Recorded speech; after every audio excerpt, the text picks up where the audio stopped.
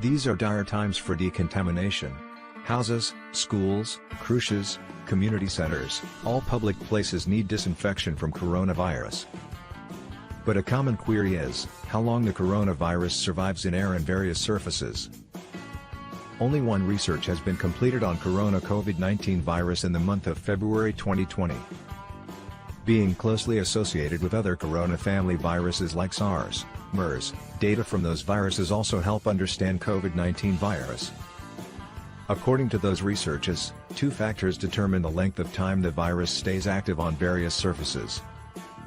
Temperature of the atmosphere and humidity level of the atmosphere. In higher temperature and more humid conditions, the virus was found active for a longer time. In air, the COVID-19 virus was found active for up to 4 to 7 hours before it started weakening.